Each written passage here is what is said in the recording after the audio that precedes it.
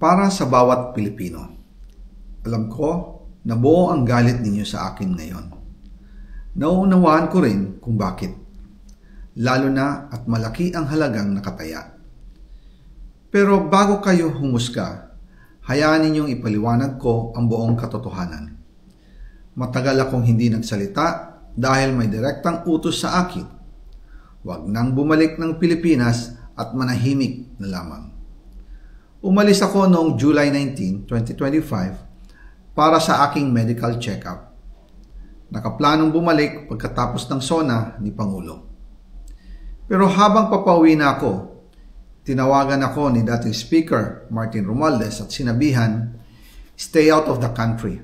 You will be well taken care of as instructed by the President." Noon naniniwala pa ako sa kanila, kaya't hindi ako bumalik. Tumikom ang aking bibig, sumunod ako, pero ang hindi ko alam, ang ibig pala nilang sabihin sa aalagaan ka namin ay gagamitin ako bilang panakipbutas sa kanilang kampanya laban sa korupsyon. Ginawa nila akong poster boy ng kanilang sariling kasinungalingan. Ngayon, hindi na ako mananahimik, ilalabas ko ang lahat ng katotohanan. May resibo, may ebidensya, at may pangalan. Nagsimula ito nung tumawag si Sekmina Pangandaman sa akin nung nag-umpisa ang BICAM process last year, 2024. Ang sabi niya, katatapos lang ng meeting nila ni Pangulo at may instructions na mag-insert or magpasok ng 100 billion worth of projects sa BICAM. At sinabi pa ni Sekmina, you can confirm with Yusek Adrian Bersamin dahil magkasama sila sa meeting ni Pangulong BBM noong araw na yon. Tinawagan ko po agad si Yusek Adrian Bersamin at tinanong ko kung may instruction nga ba ang Pangulo na magpasok ng 100 billion during their meeting. Ang sabi niya ay totoo nga po. Right after our conversation, tinawagan ko po si dating Speaker Martin Romualdez at nireport ko ang instructions ng Presidente to insert the 100 billion projects. At sinabi niya sa akin, what the President wants, he gets. After ng ilang araw, nag-set po ng meeting si Sekmina Pangandaman at Yusek Adrian Bersamin sa amin ni dating Speaker Martin Romualdez sa Aguado Building in front of Gate 4 ng Malacanang at nandun din po si Yusek Jojo Cadiz. During the meeting, binigay po ni Yusek Adrian Bersamin ang listahan na worth 100 billion. Tinanong ko po si Yusek Adrian kung saan galing ang listahan. Ang sagot niya, galing kay PBBM mismo at binigay niya ito mula sa brown leather bag.